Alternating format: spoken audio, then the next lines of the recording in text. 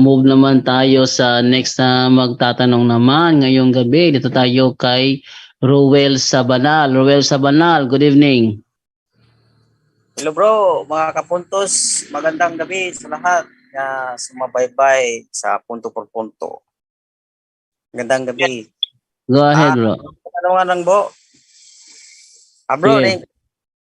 kuan ba, kabay na tong sa Ash Wednesday ba, ning Simba, may siya akong asawa niya, kuyog among bata nga 4 years old, 4 months pa siya. O niya, igo ra gud ming naka pabadlist bro. Unya kay sige maghilak ang bata ni uli mi. Nagkasala ba mi ato bro? Oh, nagkasala ba kayo? Umuwi ka din ang bata iyak ng iyak. Okay, bigyan natin ang pagsagot niya kay Brother Angel Santos. Brother Angel, Ano daw ano daw po 'yan?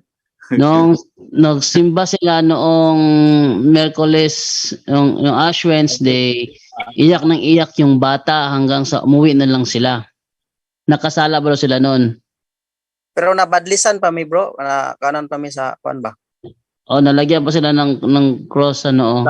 Oh.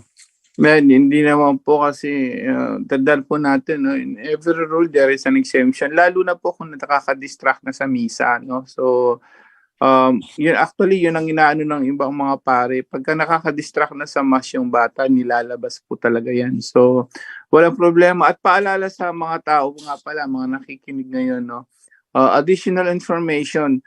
Yung according to the Catholic website, sa aral ng church po natin sa simbahan, yung mga bata, kahit hindi po daw dapat silang lagyan, no, dahil wala pa silang personal sin. So siguro mga 4 5, okay lang daw yun. So hindi na additional information lang to, no. So ang mga bata, they don't need to put yung ash doon sa noon, no. So yung iba siguro kung pinalagyan nyo, okay lang, but hindi na daw dapat dahil nga walang personal sin yun. Kasi yun ang pagsisisi, kasi personal sin ng tao yun yung mga at least mga 12, 13 yan, nagkakasala na yung bata dyan.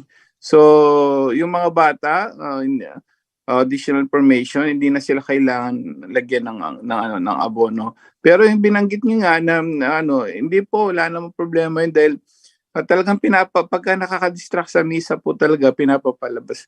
Kasi uncomfortable na yung baby, yung bata. Hindi niyo po kasalanan yung kapatid. Importante nakapagpahid po kayo. At sana nakapakinig din kayo ng misa, kapatid. Lamang goy ka argumento sa Facebook group ba, kabahin sa Revelation 1. Naan ang utana nga sa Revelation 1, si Biring Maria ba na akong gitubag. Yes bro, si Biring Maria na. Nasa gi-reply na ako. Kung si Biring Maria niya, kinsa man pudto ko nung babae nga nagkabayo sa pula nga mananap nga adunay pulo ka ulo unya naggunit og kupa. Unsa na siya bro? Unsa explanation na to na bro? Yung babae? Babae kuno nga nagkabayo sa pula nga mananap nga adunay pulo ka ulo kunya naggunit og kupa. Syudad Kisa yan. nang babae na pasabot ana bro? Syudad yan, syudad. Syudad lang pasabot diha. Oh, diretso mo lang yung basa, bro. Saan talata nila sa sa Revelation chapter? Wala po siya gikuan bro, basta niya sa nga sa pahayag may babae ko nung nagkabayo. Yung babae, yung patutot nga, yung patutot. Murag mo na iyang yung burikat. Oh. O yun. Ano nga? Syudad yun. Mga syudad no, wala ko ka Malaking syudad yun, malaking syudad. Ayan na, 17-18 na Revelation. Iba yan mo dyan do. Hindi yan yung babae na sinasabi niya. Yung apat na nakasakay daw sa sa hayop na may 10 ulo. Nagkabayo bro, sa pula nga. Nagkabayo ba? Nandun lang din ang tagot nun. Ano yun about yun sa events? Pangyayari na darating ang panahon, sa huling panahon, may events na Hindi, sampung ulo ang sinabi, bro. kabayo, nagkabayo daw. Bro. Adunay pulo ka ulo nga Oh, unya nagunit og kupa. oh, Ay, alahi, magkaiba yun kasi kaganina yung sinabi niyo yung nagkabayo eh. oh, Iba yun na yung nga. kapatid. Iba yung nagkabayo, iba rin yung nakasakay sa 10 ulo. Oh, Dalawa yun. yun. Ito ang Alin sabi, doon? oh. Alin doon ang tanong niya? Yung nakalagay, yung nakaupo doon sa ano, sa 10 ulo, tapos may dalang kopa, yung babaeng burikat nga, di ba? Ano yung tanong niya kanina, yung babaeng nasa kabayo? Iya, Nagkabayo. Oh, Yun nagkabayo nga. daw.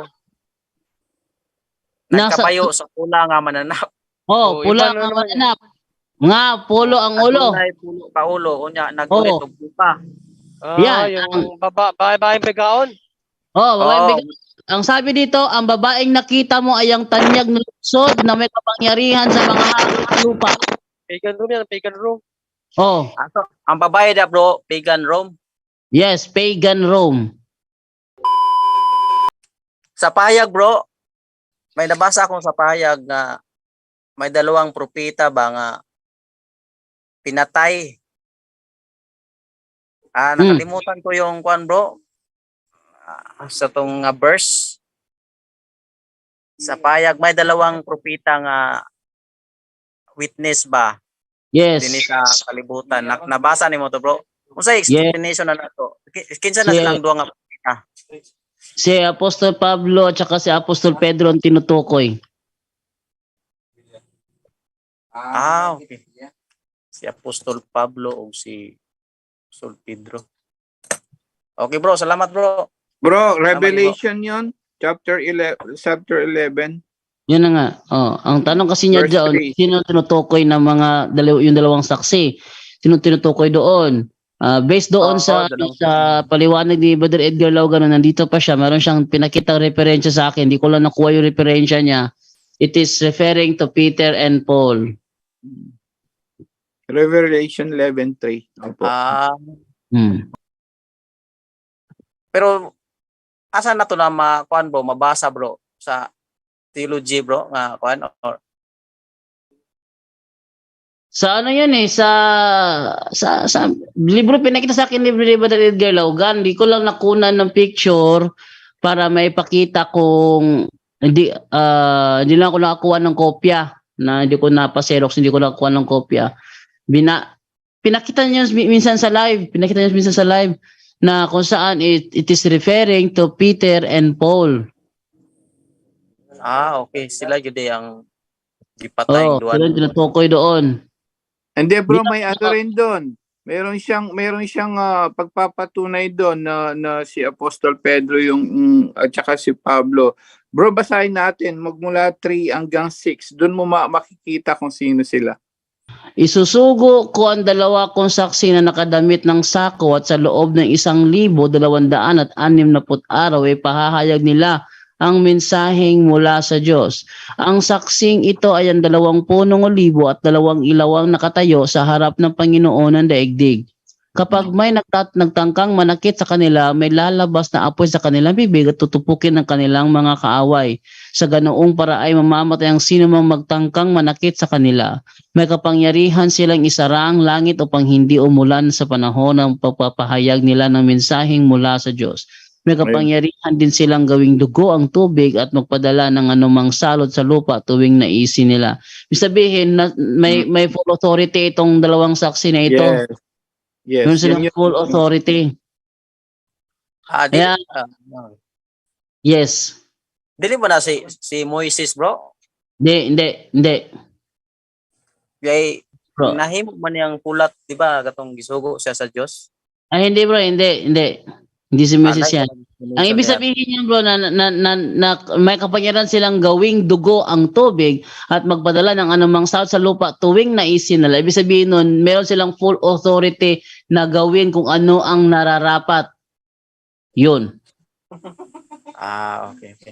Pero sa natay reference mo ba? Brother John Ray, meron ka reference yan, Brother John Ray. Mukhang ikaw yata nagpakita ng reference nun Para Brother John ma-explain Ray? natin sa uban ba? Wala, trabaho si Brother John Ray. Lo. Ik- Dok, marinig? Yes po. Yes, yung sa si Peter at si ano, si Peter at si John, as Peter at si Pablo, sa Revelation 3:1 yon. O 3:1 ba yun? 3:11, 1:3. 1:3 yata, no, yung dalawang saksi na sinasabi. Yung sa 11, ang nakita ko yan sa commentary ni Haydax, tumutukoy yan Enoch. kay Enoch at saka Enoch at kay Elijah. Enoch at Kasi Elijah. si Elijah kasi yung nagpahinto ng ulan, di ba? Nung nagpaligsahan sila ni Baal. Tawagin niyo si Baal, pahintuin niyo yung ano, tapos hindi nila nagawa. Tapos nung si Elijah na pinaulan pa to ni Elijah may kapangyarihan si Elijah na manalangin sa itaas na dinidinig siya ng Diyos na pauulanin, hindi pauulanin, ganun. Sa 11. Yung sa ano ba dyan, yung sa Peter at si John, sa ano yun, pahayag 1:3 ba yun? Na may dalawang saksi din. Pero dyan sa 11, ng dalawang saksi na sinasabi dyan, na Olibo, si Enoch at saka si Elijah, based sa Bible commentary sa Haydax commentary at yung sa tawag dito yung Bibliang Katoliko, Dewey Rhymes version. Dito rin sa binabasa ko website ng who are the two persons on the Revelation chapter 3 to 6. It was Enoch and Elijah. Enoch and Elijah. Ayan. Sa 11 at 6, pero yung sinabi ni Brujando, sa ano yun, Revelation din yun, pero sa 1:3 yata yun, 1:3 na may dalawang saksi na ang nagpahayag naman na si Peter at si Paul, ang CBCP mismo. Sa pahayag 11 po, si Peter o si Paul ang na. Hindi, Elijah at si Enoch. Elijah o si Enoch. Sa komentary sa Haydax at sa Dewey Rhymes. Ewan ko kaya ano yung kay Angel na ano yung kay Angel na makatugma sa binasa ni Bro Angel. Okay bro. Si Enoch bro, sa mga milagro ni Enoch na kuan bro. Wala man, ang buhay lang ni Enoch, sinabi lang na matuwid. Tapos talagang namuhay siya ng matuwid, nabuhay siya ng 300 years. Tapos dinala na siya sa langit, yun lang.